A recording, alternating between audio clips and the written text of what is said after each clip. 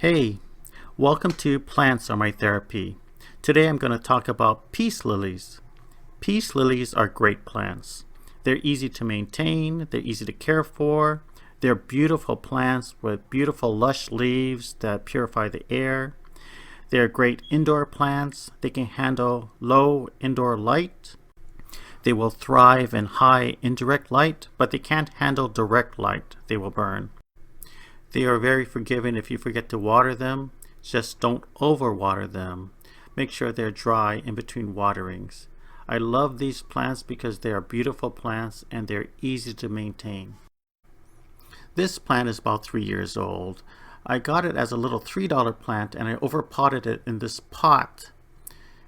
And since then, the soil in this pot eroded about 2 to 3 inches. So I'm going to repot this plant. I'm going to recycle this decorative gravel because in my old age I want to be fiscally responsible because I'm in my red zone for retirement planning. I used to be really gentle with these plants, but these plants are tough. I'm still careful, but I don't baby these plants anymore. I'm going to repot this plant in a slightly bigger pot. It's only about a ½ inch bigger in diameter and maybe a little deeper. I don't want to get a pot that's too much bigger because a bigger pot means more soil and a heavier plant. I put a layer of gravel on the bottom of my pots for drainage. I know it's become controversial to put gravel on the bottom of the pots because some people believe that it takes away from the plant's growing space. But as evidence from the first pot, the dirt will erode into the gravel and then the roots will have their chance to get into there. Now my potting mixture, I use 2 parts of soil because all plants need soil. Then I use 1 part of perlite, not vermiculite. This is for drainage, aeration, and moisture. And then I use 1 part of volcanic soil, volcanic cinder. This is for drainage and aeration. And then I use a ½ a part of orchid bark. The wood will hold on to nutrients inside of the pot so it doesn't drain out of the pot with the drainage water. And then as the wood slowly decays, it'll release these nutrients back into the soil so it could be used by the plants. I try to estimate on how much soil I'll need to raise the plant back up to the level that I want. I don't want to be repotting every year. If I have to go every 3 years, that'll be good enough. So I'm going to fill this soil up as high as I can to raise the level of the plant to approximately a ½ an inch or maybe a ¼ inch below the rim of the new pot. And like I said, I used to be gentle and I am still careful, but these plants are very sturdy. They're very durable. And it's a beautiful root ball. I don't like to destroy the root ball. I don't like to mess with the root ball too much. I know people say to cut it or to smash it. I just tickle it. I just move it around and just hopefully that this movement and loosening it up will encourage it to grow on top of the soil that I'm going to put it on. If you notice, when I top the plant with the soil, I don't use my mixture. I just use plain potting soil. And the reason for this is that vermiculite and perlite will float to the top if you water it. And then eventually over time you're going to end up with a layer of moist perlite or vermiculite. And that's too much of a tempting place for gnats and worse, slugs. This plant seems to be a perfect fit, but actually this pot is about a ½ an inch larger in diameter. So the plant is sturdy. It has the root ball intact. The main thing is I get as much dirt down the sides because you don't want that causing you any problems later.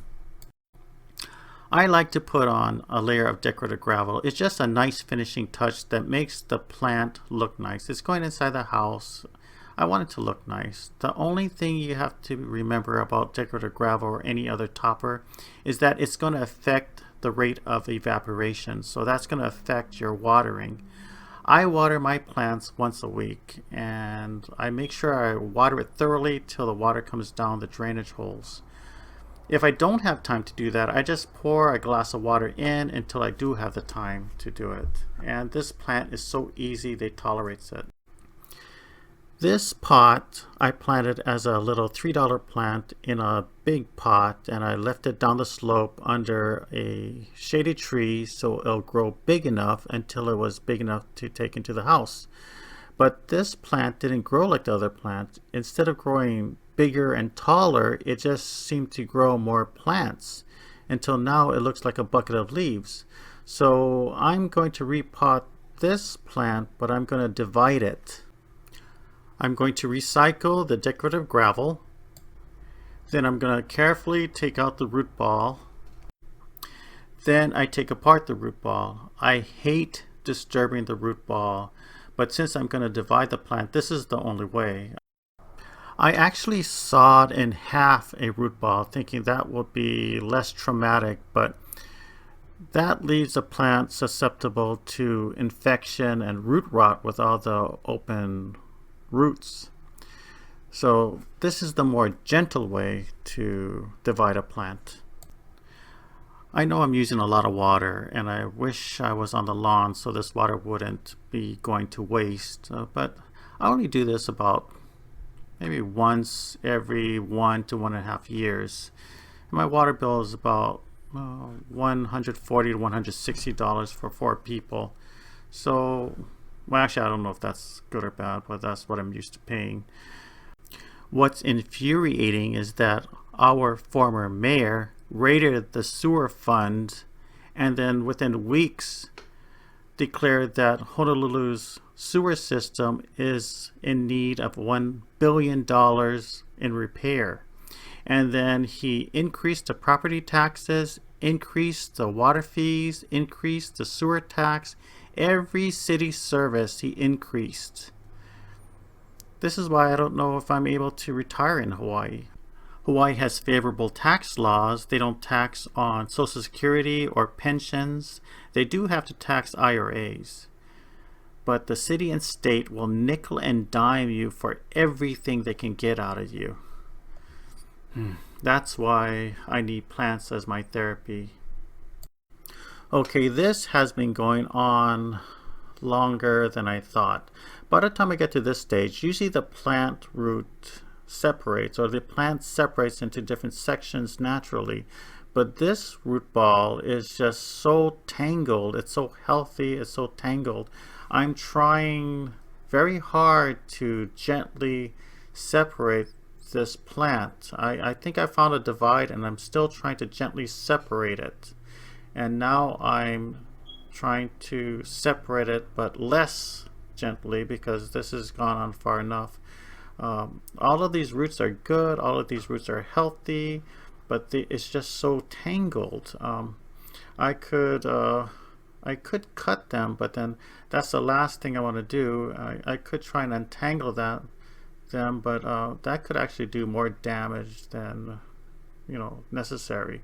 I'm going to have to cut it, but this is the most gentle way to cut it. I just cut the top, so I don't cut all the way down to decrease the amount of exposed cut roots. And then I pull them apart, and then there we go.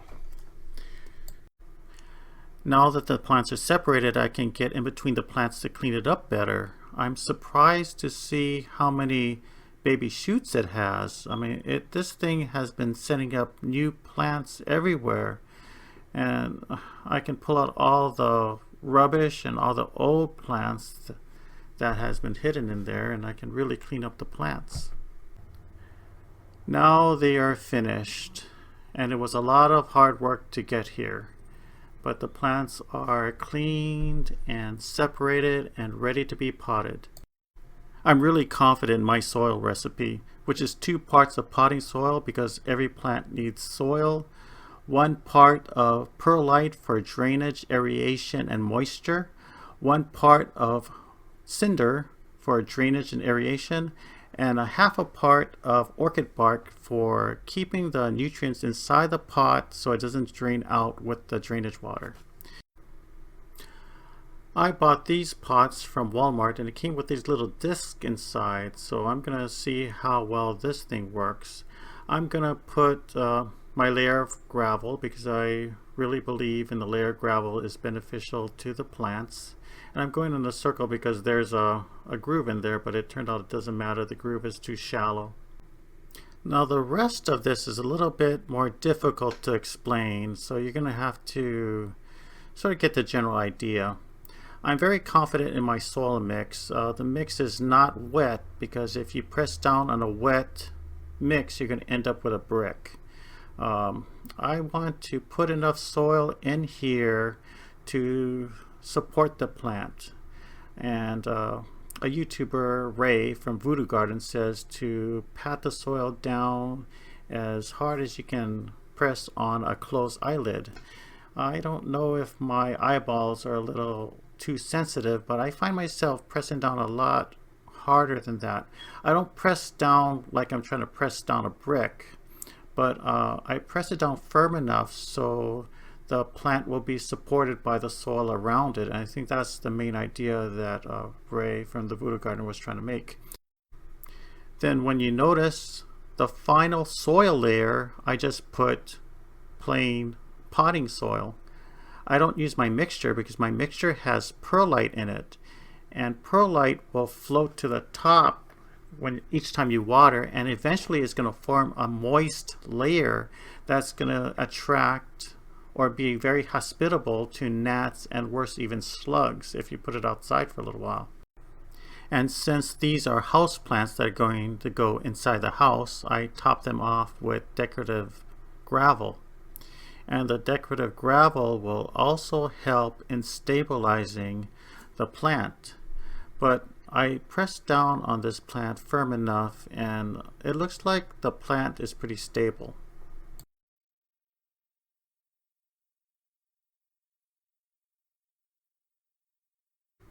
Now we're going to pot its twin. I apologize.